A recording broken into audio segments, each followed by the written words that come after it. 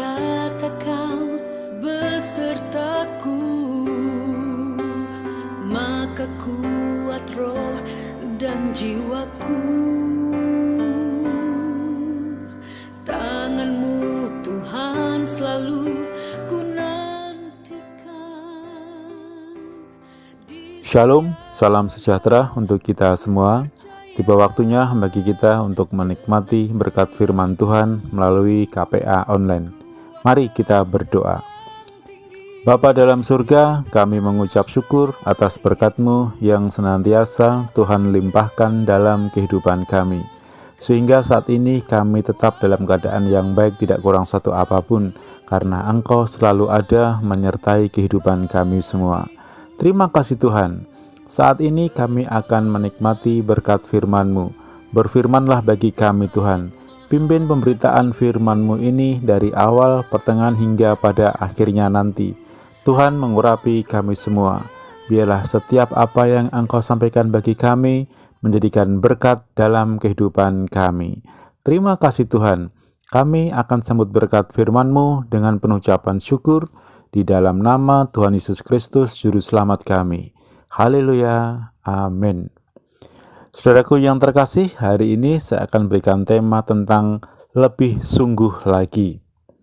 Kita akan baca dalam 1 Tesalonika 4 ayat 1 sampai dengan 12. 1 Tesalonika 4 ayat 1 sampai dengan 12. Saya akan baca secara keseluruhan. Mari kita simak bersama-sama. Nasihat supaya hidup kudus. Akhirnya, saudara-saudara, kami minta dan nasihatkan kamu dalam Tuhan Yesus. Kamu telah mendengar dari kami bagaimana kamu harus hidup supaya berkenan kepada Allah. Hal itu memang telah kamu turuti. Tetapi baiklah kamu melakukannya lebih bersungguh-sungguh lagi. Kamu tahu juga petunjuk-petunjuk mana yang telah kami berikan kepadamu atas nama Tuhan Yesus.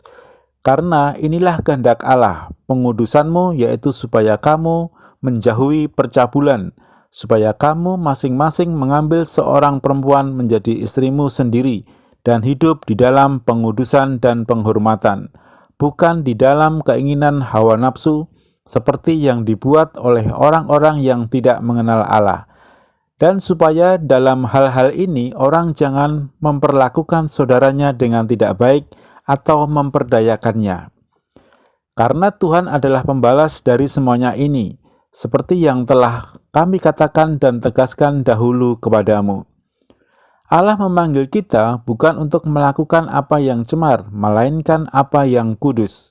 Karena itu, siapa yang menolak ini bukanlah menolak manusia, melainkan menolak Allah yang telah memberikan juga Roh-Nya yang kudus kepada kamu.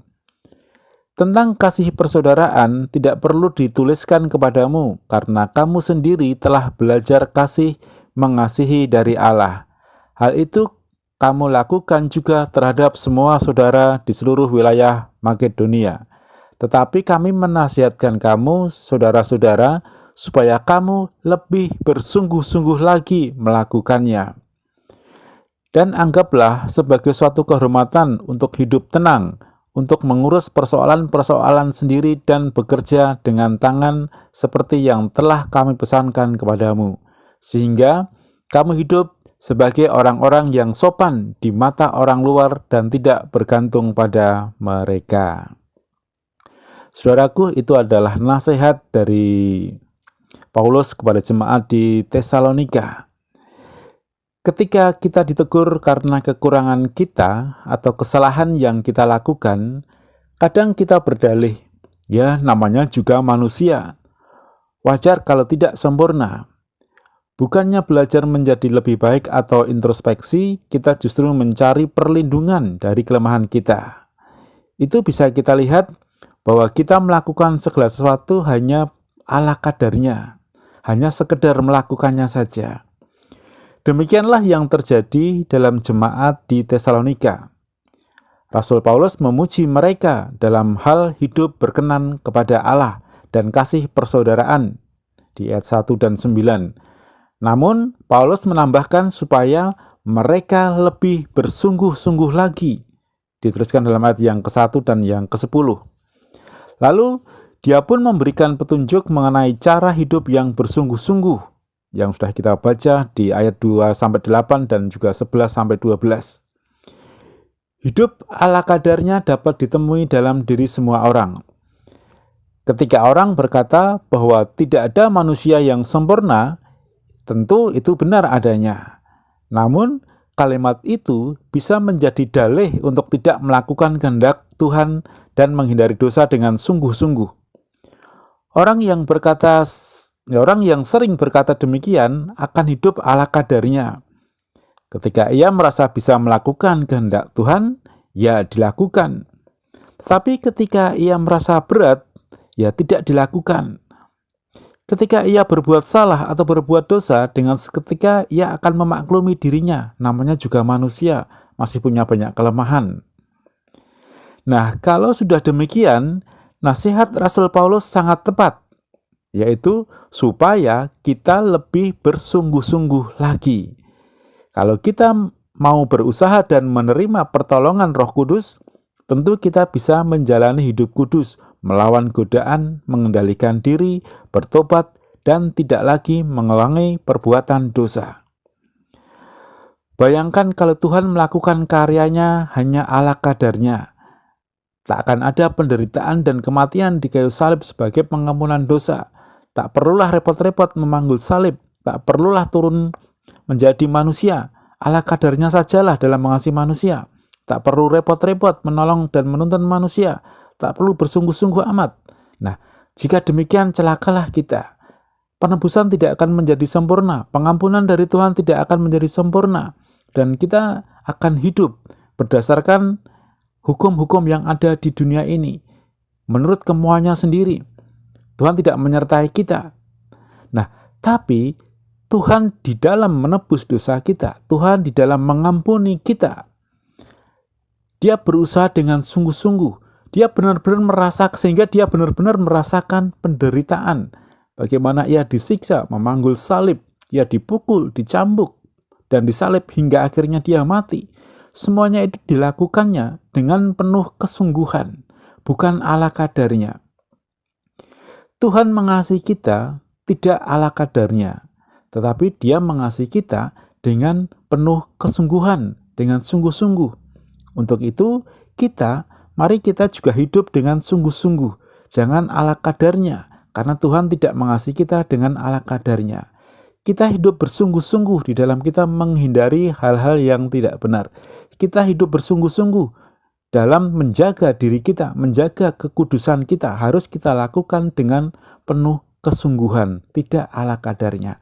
Karena kalau kita lakukan hanya dengan ala kadarnya, maka yang terjadi iman kita tidak akan bertumbuh. Kita akan mudah goyah, kita akan mudah tergoda. Nah, saudaraku yang terkasih, melalui pemberitaan firman Tuhan yang singkat ini, biarlah mengingatkan kepada kita, mari kita lebih sungguh lagi di dalam kita mengiring Tuhan, di dalam kita menjaga kekudusan kita. Ingat, Tuhan memerintahkan kita bukan untuk melakukan yang cemar, melainkan apa yang kudus. Nah, berarti kita harus menjaga kekudusan kita, bukan ala kadarnya, tapi harus dengan penuh kesungguhan, karena Tuhan mengampuni kita, mengasihi kita juga dengan penuh kesungguhan. Dengan kesungguhan itu, maka apapun yang Tuhan perintahkan, kehendak Tuhan yang seperti apapun, kita akan bisa melakukannya dengan penuh semangat. Kita akan benar-benar akan bisa menjaga kekudusan kita dengan penuh semangat. Puji Tuhan, inilah berkat firman Tuhan yang bisa saya bagikan. Mari kita akan berdoa. Bapa dalam surga, kami mengucap syukur atas firman-Mu. Biarlah kembali mengingatkan kepada kami, agar kami lebih sungguh lagi di dalam kami menjaga kekudusan yang Tuhan sudah berikan bagi kami, menjaga keselamatan yang Tuhan sudah berikan bagi kami, sehingga kami tidak mudah tercemar, kami tidak mudah tergoda oleh hal-hal yang tidak benar yang ada di dunia ini, tetapi kami tetap hidup di dalam Engkau. Terima kasih Tuhan, kami mengucap syukur atas firman-Mu. Saat ini kami berdoa buat Bapak Gembala kami sekeluarga, Kiranya Tuhan selalu menjaga, melindungi mereka semua, memberkati mereka semua. Dimanapun mereka berada, aktivitas apapun yang mereka kerjakan, kiranya Tuhan juga menjaga dan melindungi.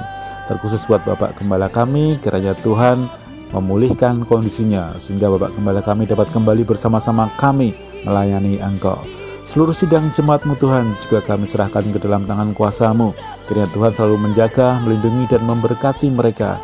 Usaha pekerjaan mata pencaharian mereka, Tuhan selalu memberkati.